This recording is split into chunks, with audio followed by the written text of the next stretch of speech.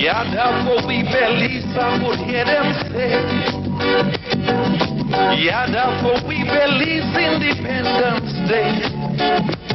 Independence is no more just a dream, but reality to people's... Good morning, buenos días, Voit Benafi, Ciao Shang, Shalom, Guten Morgen.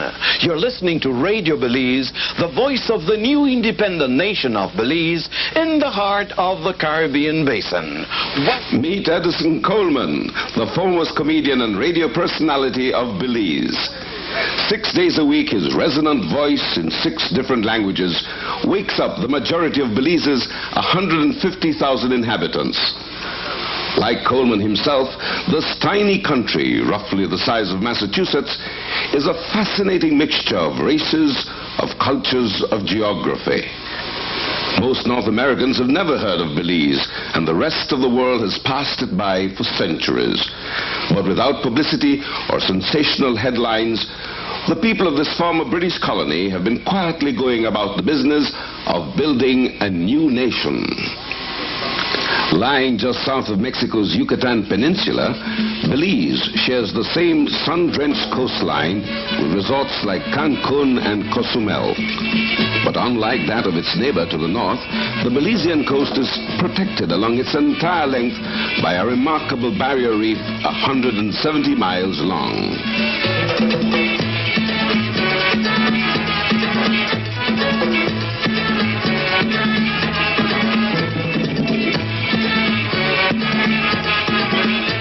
Along and inside the reef are hundreds of islands called keys, ranging from large and developed expanses of several square miles to tiny dots of sand or mangrove. These islands and surrounding reefs constitute a natural resource unequaled in the Western Hemisphere.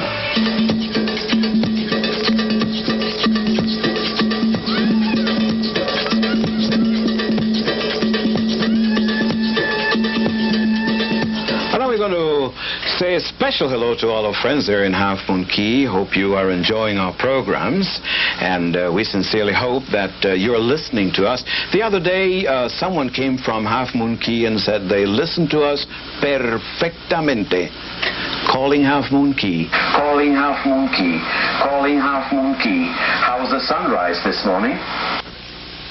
David Craig is an engineer by profession and is also an active environmentalist.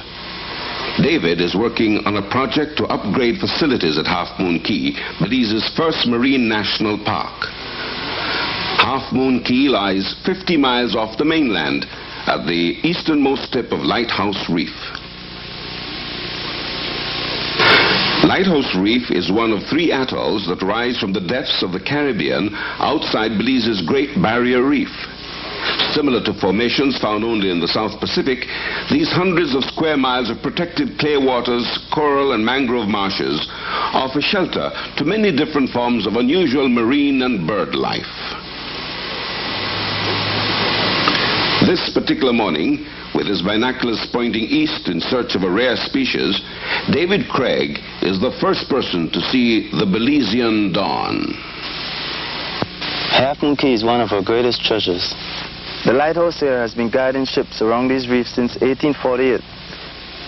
I don't get out here as often as I like, but when I do, it makes me realize how lucky we Belizeans are to have such natural beauty that remains unspoiled by pollution, rapid growth, and other problems of development. These reefs stretch for hundreds of miles and offer what many experts consider to be the best scuba diving in the world. Only a couple miles north is the famous Blue Hole. A few years ago, Jacques Cousteau sent a submarine to the bottom and found that it was over 400 feet deep and full of stalactites. This proved that this whole area was once dry land. The western end of this island is a bird sanctuary, one of the few places in the world where you can find the rare white face of the red-footed booby. They are officially protected here, and ornithologists from all over the world come to study them in this unique environment.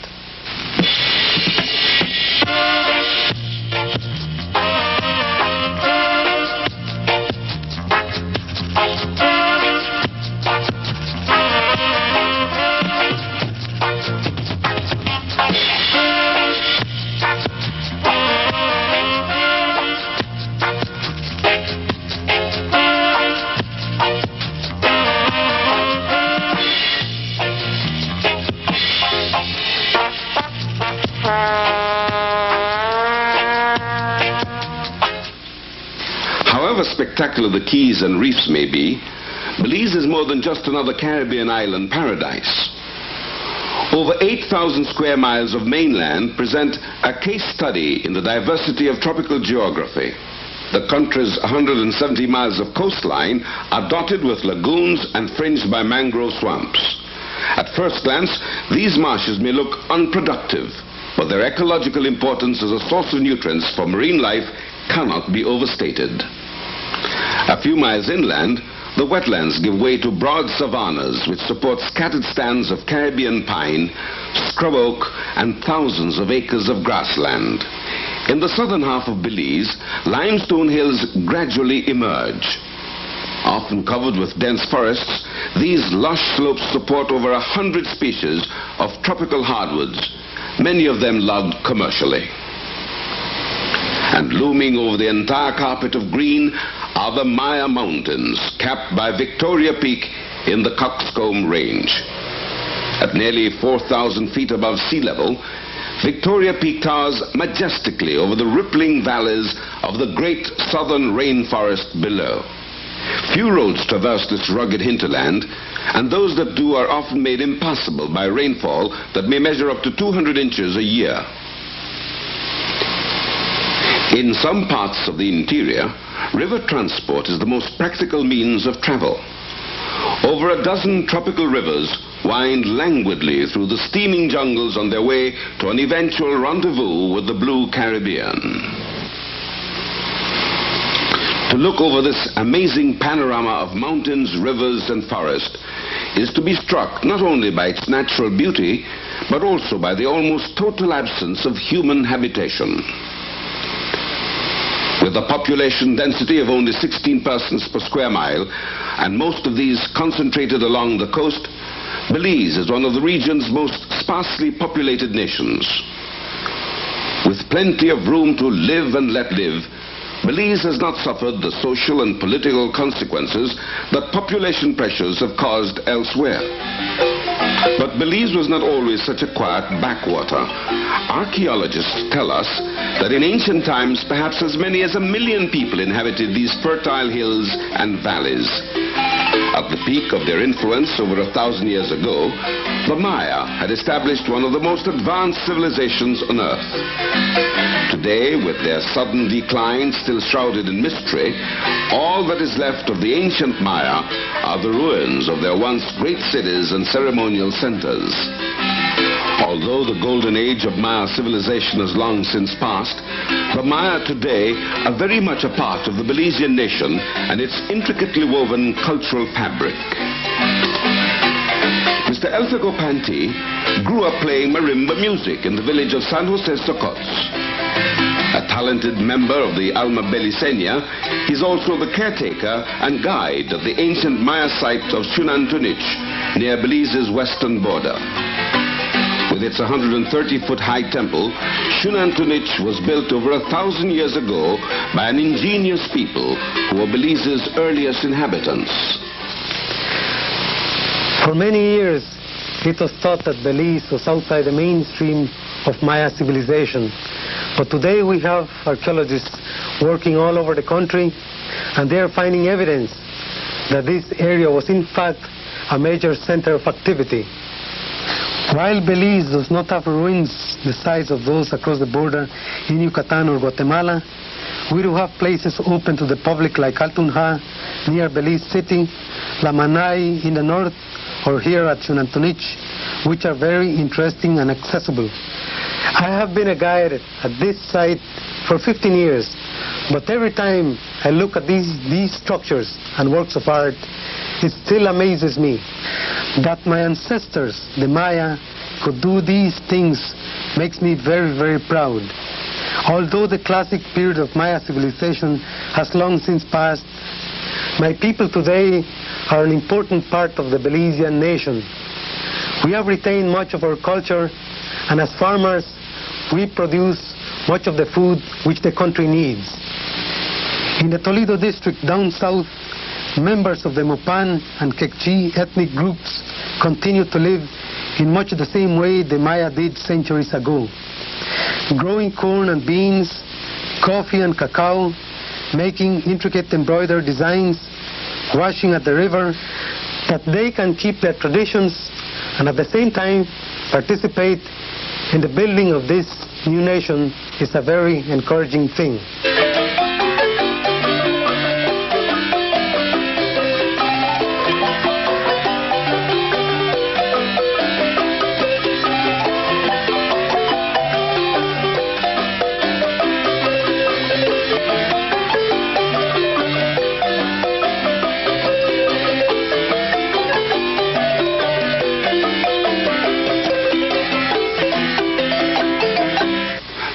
May have been the earliest inhabitants of what is now Belize, but the country's modern history begins with European settlement in the mid-1600s. English and Scottish buccaneers who took shelter behind Belize's reefs later turned from piracy to the profitable cutting of logwood and later mahogany for export. They brought in African slaves to work in the forests, and today the descendants of the two groups called Creoles form the bulk of Belize's urban population. Some Creoles, however, still prefer the slower pace of life along the riverbank. 76-year-old Thomas Green has cut mahogany, lead chicle used for chewing gum, and still practices the traditional craft of dory building. These sturdy canoes, hollowed by hand from the trunks of massive tropical hardwoods, are the preferred means of local transport both in Belize's coastal communities and inland along the many rivers. Not only does Thomas Green build dories single-handedly, he also drives one. Several times each week, Mr. Thomas, as he is known to his friends, paddles and poles the 14-mile round trip between the town of San Ignacio and his home up the Belize River. I more prefer the country life because you live happier, you live easier. You got things better, you plant and you get everything fresh from your field. Whether if you be planting or fruits, vegetable, anything, you could all time get that fresh fish. But the most of the time, well, me in particular, I mostly spend most of the time fishing, hunting. Sometimes I do other little jobs and so. I've been in the States. You make plenty money, but now a different life. And this year you had more freedom, more liberty, and things like that. But chiefly one thing is that you know got no fly, nobody trouble you. You could live your life. In his long and colorful life, Mr. Thomas has seen many changes take place in Belize. Perhaps the greatest transformation has occurred in the nation's economy. Once based almost exclusively on the exploitation of timber, the last 25 years has seen the growth of agriculture to a position of economic dominance.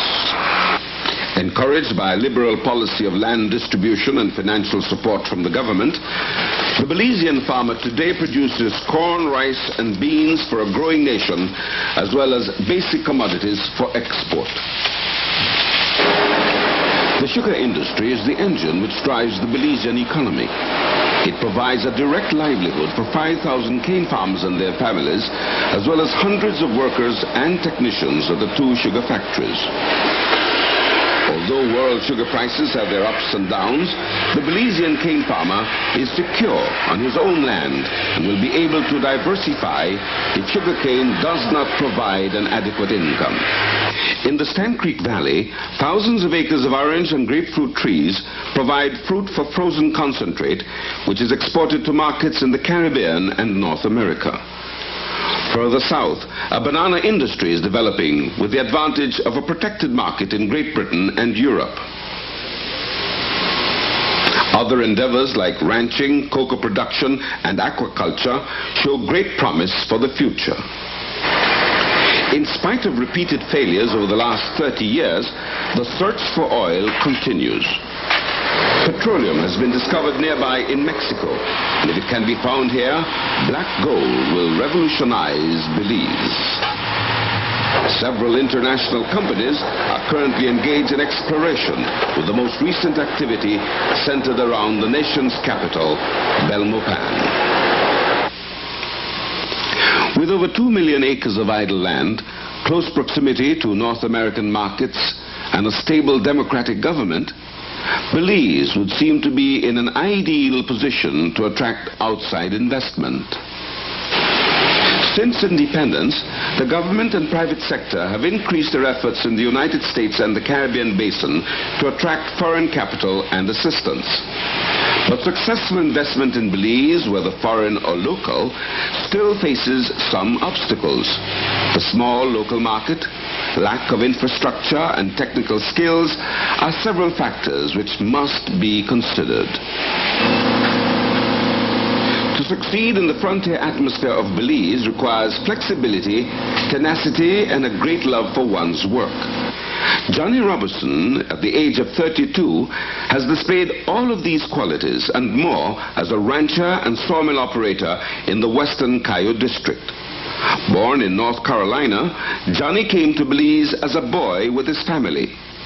Now married to a Belizean and raising a family of his own, John has a unique perspective of his adopted home. Belize is a great place, and I say that not just because it's some sort of a tropical paradise, because sometimes it's not. In fact, doing business in Belize is often plain hard work. Machines break down, and parts aren't always readily available. The rain can keep us bogged down for days, even weeks at a time. But it's the things like this that make Belize a frontier much like that of the Old West. Well, I guess there are a lot of setbacks because of electricity. We have a lot of blackouts. We have not the best roads in the world, but they don't really seem to matter.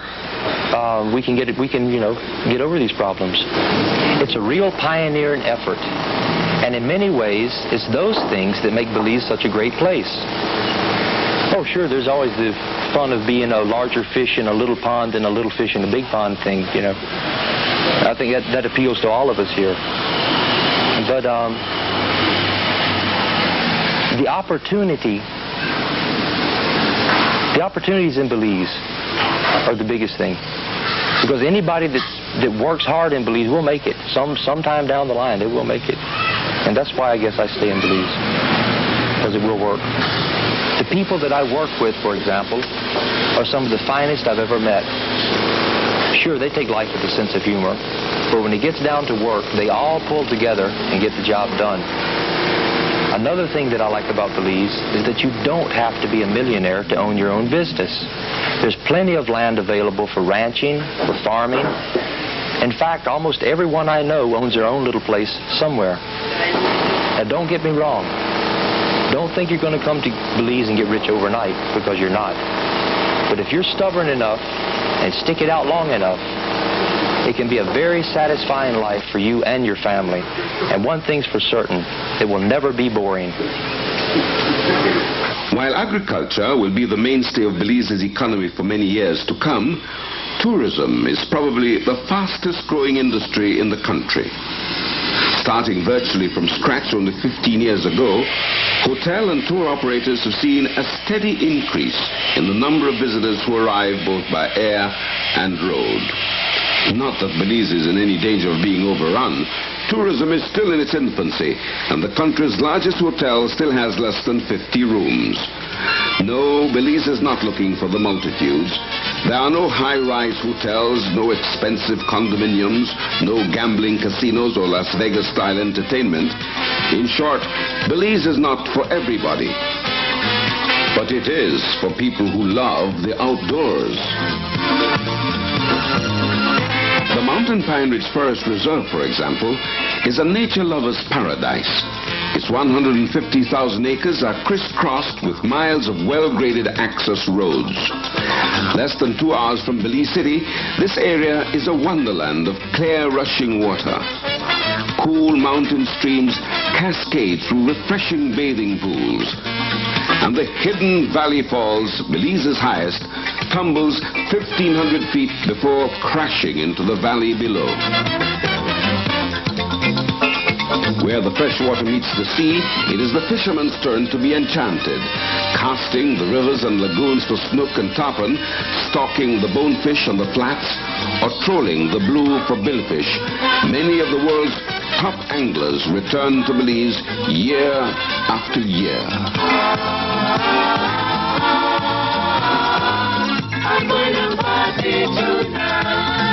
Divers too are discovering that only 2 hours non-stop flight from Miami, Houston or New Orleans lie some of the Caribbean's most fascinating undersea treasures.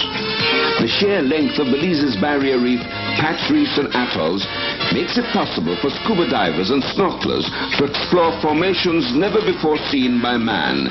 A picturesque world of giant sponges, corals,